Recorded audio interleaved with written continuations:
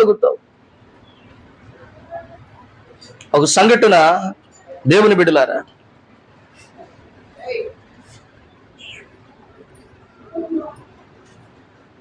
దాదాపుగా ఒక 1800 సంవత్సరాల క్రితం జరిగినటువంటి ఒక సంఘటన ఇది. 177వ సంవత్సరంలో జరిగిన సంఘటన. 177. ప్రియ దేవుని బిడ్డలారా గమనించండి. మార్కాస్ అనేటువంటి ఒక వ్యక్తి ఆ ప్రాంతాన్ని పరిపాలన చేస్తా ఉన్నాడు. నేను జాగ్రత్తగా, మార్కాస్ అనేటువంటి ఒక వ్యక్తి ఆ ప్రాంతాన్ని పరిపాలన చేస్తున్నాడు.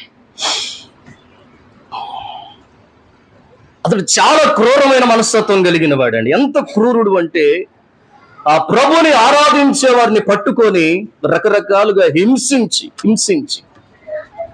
చంపుతా ఉన్నాడు అన్నమాట. ఆరాధనలు జరగనిస్తలా, ప్రార్థనలు జరగనిస్తలా.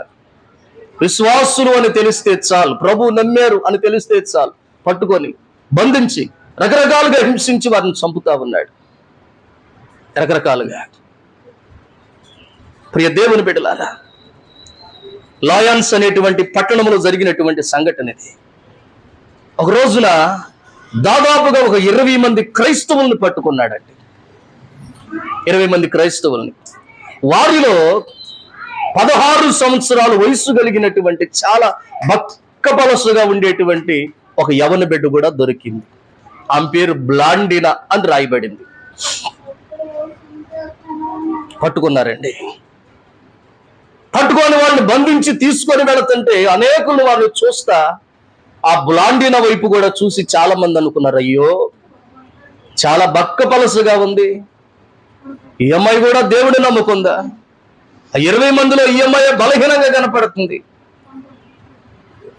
పాపం వాళ్ళకంటే తొందరగా ఈ అమ్మాయి చనిపోయిద్దని ఆమెను బట్టి చాలా మంది సానుభూతి కూడా తెలిపారంట. అయ్యో పాపం అని తీసుకొని వెళ్ళి చెరసాల్లో పెట్టి 20 మందిని దాదాపుగా 20 దినాలు హింసిస్తే వాళ్ళల్లో దాదాపుగా అందరూ చనిపోయారు.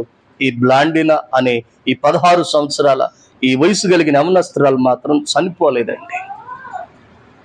ఆమెతో ఒక మాట పలికించడానికి వాళ్ళు ప్రయత్నం చేస్తున్నారు. ఏంటయ్యా ఆ మాట అంటే, ప్రియ దేవుని బిడ్డలారా, యేసు ప్రభు వారు దేవుడు కాదు అని నువ్వు నోటితో ఒప్పుకోవాలి. ఏంటిదంట వింటున్నారా? రెండో మాట ఏంటంటే నీ తల్లి మంచిది కాదు అని కూడా ఒప్పుకోలేదు. ఎందుకంటే తల్లి ద్వారా రక్షణ పొందింది బిడ్డ. హల్లెలూయా. ఈ 2 మాటలు ఒప్పుకోవాలి. నా తల్లి మంచిది కాదు అని నువ్వు చెప్పినా, అలాగే యేసు ప్రభు వారు దేవుడు కాదు అని నువ్వు చెబితే నేను విడిచిపెట్టేస్తా, నువ్వు ఇంటికి వెళ్ళిపోవచ్చు. కానీ వాక్యం ఏమంటుంది?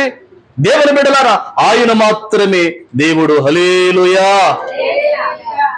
ఇప్పుడు వాక్యానుసారంగా జీవించే యవనస్తురాలిని, నీ దీపం వెలుగుతూ ఉండాలంటే వాక్యానుసారంగా నువ్వు బ్రతకాలి. నేను తప్ప వేరొక దేవుడు లేడని దేవుడే మాట్లాడాడు. ఇప్పుడు ఆయన దేవుడు కాదు అని ఒప్పుకుంటే వాక్యానుసారంగా జీవించినట్టు, అవునా కదా? వాక్యానుసారంగా జీవించినట్టు కాదు. బ్లాండినా ఎలాంటి స్త్రీ అంటే, యవనస్తురాలు అంటే, ప్రియ దేవుని బిడ్డలారా, వాక్యానుసారంగా జీవిస్తున్నటువంటి యవనస్తురాలు. అన్ని మంచిగా ఉన్నప్పుడు తన దీపం వెలగడమే కాదు, చెరసాలలో ఉన్న తన దీపం వెలుగుతూనే ఉంది. ప్రియ దేవుని బిడ్డలారా, స్వేచ్ఛ ఉన్నప్పుడు ఇదిగో దేవుణ్ణి ఆరాధించడమే కాదు, వాక్యానుసారంగా బ్రతకడమే కాదు, చెరసాలలో ఉన్న వాక్యానుసారంగానే జీవిస్తున్నట్లుగా యవనస్తురాల్ని మనం గమనించవచ్చు. ఇక్కడ కొన్నిసార్లు ఈ మాట మన భక్తి కూడా సవాలు. ప్రియ దేవుని బిడ్డలారా, అంటే భక్తి చేయాలంటే నీకు అనుకూలంగా ఉండాలి, ప్రార్థన చేయాలంటే నీకు అనుకూలంగా ఉండాలి, దేవుని బిడ్డలారా ఆరాధన జరగాలంటే నీకు అనుకూలంగా ఉండాలి. అంటే అనుకూలంగా ఉంటేనే దేవుల్లో సాగగలుగుతున్నాం, అనుకూలంగా ఉంటేనే ప్రభుని ఆరాధించగలుగుతున్నాం, అనుకూలంగా ఉంటేనే ప్రభు దగ్గరికి రాగలుగుతున్నాం, అనుకూలంగా ఉంటేనే ప్రభుని ప్రార్థించగలుగుతున్నాం. చూడండి మన భక్తి ఎలా తేలిపోతా ఉందో.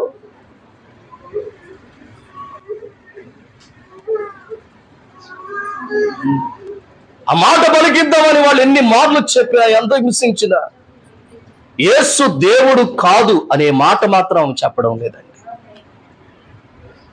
అప్పుడు ఆ పట్టణం అంతా చాటింపేపించారంట. ఏమనంటే ఇదిగో బ్లాండినా అనేటువంటి యవనస్తురాల్ని ఈరోజు పలానా స్టేడియంలో చిత్రహింసలు పెట్టి చంపాలనుకుంటున్నాం. రావాలి అనుకున్న వాళ్ళు, దాన్ని చూడాలి అనుకున్న వాళ్ళు వచ్చి చూడొచ్చు అని ఆ ప్రాంతం అంతా కూడా, పట్టణం అంతా వెల్లడి చేశారంట. దాదాపుగా 25,000 మంది ఆ స్టేడియంలో కూర్చున్నారంట వచ్చి. ఇప్పుడు మనకి క్రికెట్ జరుగుతుంటే స్టేడియం ఉంటది కదా, స్టేడియంలో కూర్చుంటే కింద క్రికెట్ ఆడతారు కదా, అట్లాంటి స్టేడియాలు ఉండేవి. ఆ స్టేడియాల్లో ఇటువంటి కార్యక్రమాలు జరిపిస్తా ఉంటే అక్కడ ఉన్నటువంటి ఆ ప్రాంత ప్రజలు అదొక వినోదంగా చూసేవాళ్ళు అనమాట. ఆ రోజుల్లో క్రైస్తవుల చిత్రహింసలు పెడతా ఉంటే. నిజమండి. అనుకున్న సమయానికి ప్రజలంతా వచ్చారు. 25,000 మంది వచ్చారు. స్టేడియంలో అందరూ కూర్చున్నారు. పైన కింద ఒక పెద్ద పోలుంటే కర్ర, ఆ కర్రకి యవనస్తురాలను కట్టేశారంటండి. కట్టేసి ప్రియ దేవుని బిడ్డలారా, దాదాపుగా ఒక 10 సింహాలను విడిచిపెట్టారంట. అవి ఏమీ మాట్లాడతలేదు, దేవుని వైపే చూస్తా ఉంది, దేవుణ్ణి స్తుతించుకుంటా ఉంది. 20 సింహాలను విడిచిపెట్టారంట. ఆ 10 సింహాలను విడిచిపెట్టారంట.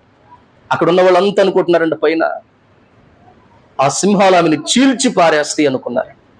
ఆ 10 సింహాలు కూడా ఆ యవనస్తురాల దగ్గరికి వచ్చి కుక్కల మాదిరి పడుకున్నాయి. దేవుని బిడ్డలారు గమనించండి, కుక్కల మాదిరి పడుకున్నాయి. సాయంత్రం వరకు చూశారంట. ఆకలి లేదేమో, ఆకలేస్తే చీల్చేస్తేలేని. సాయంకాలం వరకు కూడా ఆమెను ఏమి చేయకుండా అలాగే పడుకున్నాయి అంట, ఒక పెంపుడు జంతువులాగా. ఎట్లా కాదురని పెద్ద అగ్ని మంటేసి బగబగాని మండుతా ఉంటే ఆ మంటలో కుర్చీని పెట్టారంట, ఎనపు కుర్చీని. బాగా మండిన తర్వాత కుర్చీ కూడా ఎర్రగా కాలుతా ఉందంట. ప్రియ దేవుని బిడ్డలారా, ఆ కుర్చీలో ఆ యవనస్తురాలను కూర్చోబెట్టారంట. కూర్చోబెట్టి ఒక పెద్ద ఎద్దును వదిలేరంట. ఆ కుర్చీలో ఎప్పుడైతే కూర్చుందో కింద భాగం అంతా కూడా కాలిపోయి గట్టిగా కేకేసిందంట. ఎద్దును కూడా వదిలేరు కదా, అది అమాంతాన్ని వచ్చి పొడిచిందంటాడు. పైకి ఎగిరి నొప్పులో పడి చనిపోయింది. దేవుని బిడ్డలారు గమనించండి, జరిగింది ఏంటో తెలుసా? అది జరిగిన తర్వాత ఒక 2 నిమిషాల తర్వాత ఆ స్టేడియంలో ఉన్న వారంతా కూడా లేచి చప్పట్లు కొడుతూ దేవుణ్ణి స్తుతించి యేసే నిజమైన దేవుడని ఒప్పుకున్నారంట. హల్లెలూయా! చప్పట్లు కొడుతూ ప్రభువుని కనపరుద్దాం. యేసే నిజమైన దేవుడని 25,000 మంది ఆ దినం రక్షణ పొందారు. వాళ్ళంతా కూడా రక్షణ పొందారు. ప్రియ దేవుని బిడలారా, 25,000 మంది. దేవుడు అదే అంటాడు. ఏమన్నాడో తెలుసా? నీ దీపం వెలిగితే అనేకుల్ని కాదు, నీ ఇంటినైనా నువ్వు రక్షించుకోవచ్చు. దీపం వెలగడం అంటే వాక్యానుసారంగా నువ్వు జీవించడం. దీపం వెలుగుతూ ఉంటే వెలుతురు అనేకులు లోపలికి నడిపించబడతారు. లోకములో ఉన్నవారు సంఘంలోనికి, లోకములో ఉన్నవారు క్రీస్తులోనికి, లోకములో ఉన్నవారు రక్షణలోనికి, లోకములో ఉన్నవారు ప్రియ దేవుని బిడ్డలారా దేవునిలోనికి నడిపించబడతారు. దీపం వెలుగుతా ఉందా? ఒకసారి ఆలోచించేయి. బ్రాండిన వలె 25,000 మంది నడిపించలేకపోవచ్చు. నీ దీపం వెలిగితే నీ ఇంటి వారైనా లోపలికి వస్తారు.